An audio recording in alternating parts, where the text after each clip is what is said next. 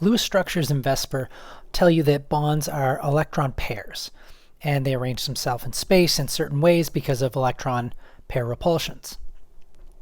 However, we know that electrons can't just move anywhere they want. They're stuck in orbitals. And a bonding theory that takes that into account is known as valence bond theory.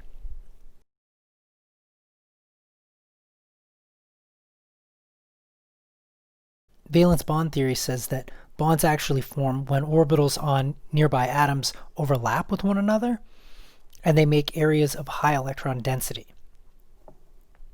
So we'll use the simplest example, H2. The Lewis structure for H2 is this one. And for valence bond theory, we have to remember that hydrogen only has a single s orbital, so the bond results when the s orbitals from the nearby atoms overlap.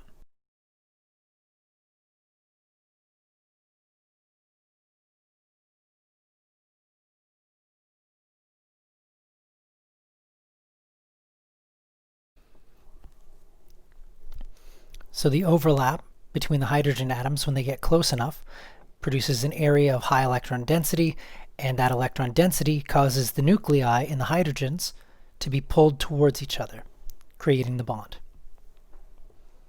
You should also remember that hydrogen's electron configuration is 1s1, and we can write that as a box diagram.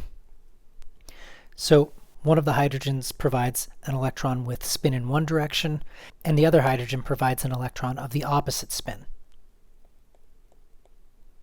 And when the bond forms, you have an overlap happening, and the electrons will have opposite spins.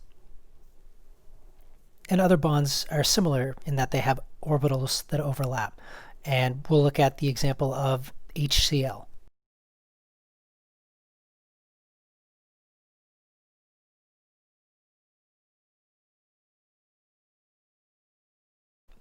When hydrogen and chlorine get close enough together to form a bond, their valence electrons are the ones that will be involved in the bonding. And again, just like with the H2 molecule, you're going to need one electron with a spin up and one electron with a spin down. So if we look at the orbital box diagrams for the valence shells, we can see these electron arrangements.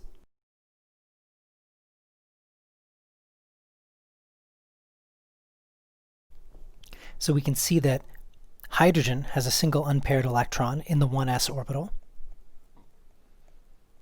And we can see that chlorine has a single unpaired electron in one of the 3p orbitals.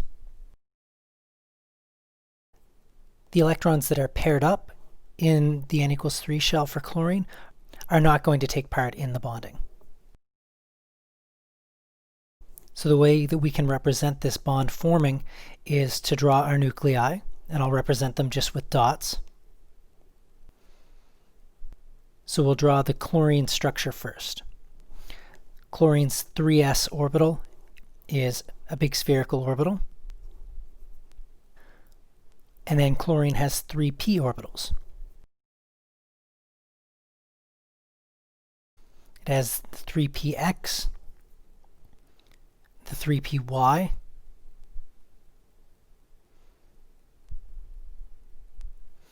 and the 3pz.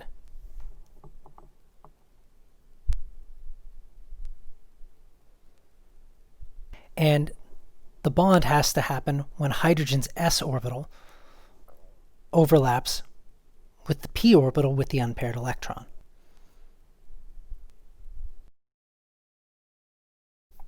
And that overlap between one of the p orbitals and the s orbital is where the electron density between those nuclei has to exist. And the quality of the overlap matters.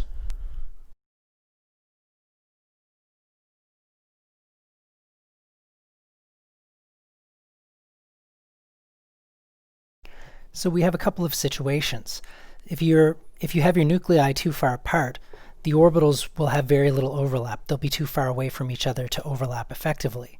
And that means you'll have reasonably little electron density in between the nuclei, so very little attraction pulling the nuclei closer together. If you end up with the nuclei too close to each other, even if you have good orbital overlap, the nuclei will be close enough that they'll start to repel one another, and that will make a bad bond as well, because you'll have additional repulsive forces on top of the attractive forces. And this means that the best kind of overlap is somewhere in the middle between too close and too far away. And you can represent this graphically using a potential energy versus bond length plot. And we'll do that for hydrogen.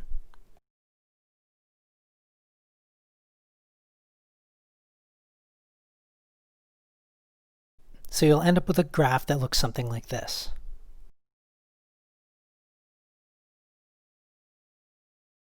So there are three main sections of the graph that we should look at. The first, far to the left, is when the nuclei get too close together.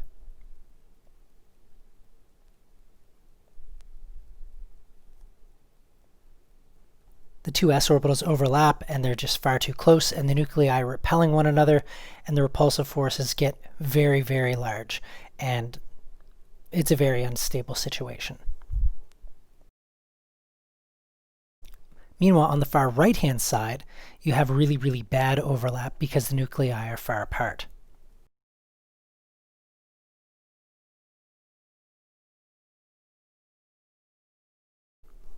There's terrible overlap between the orbitals of these two hydrogen atoms.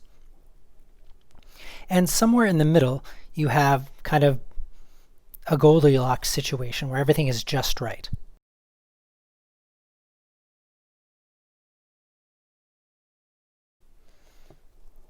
And at this bond length, where you have just the right overlap between the orbitals, you have a minimum in the energy.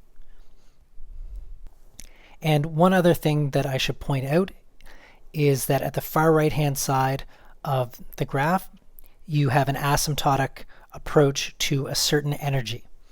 And that energy that you're approaching is the bond enthalpy, the energy required to break the bond, to fully separate the orbitals and break the overlap.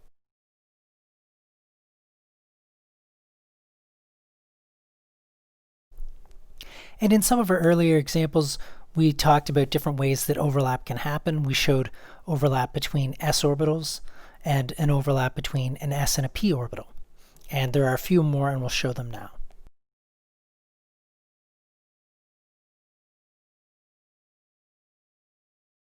End-to-end overlap is typically better than side-to-side, and it typically forms a stronger bond. One example we've seen already is an s orbital overlapping with an s orbital. And this end-to-end overlap is rotationally symmetric. So if you spin either of these s orbitals, the overlap still happens.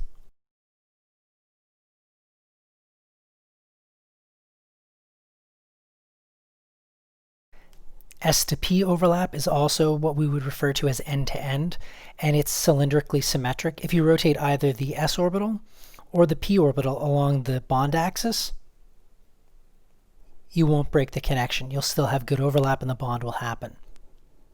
And the final form of end-to-end overlap is P to P overlap.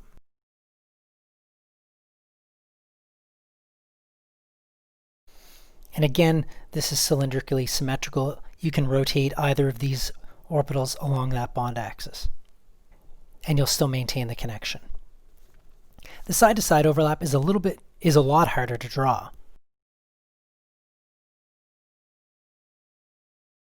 Side-to-side overlap happens with p orbitals overlapping with p orbitals.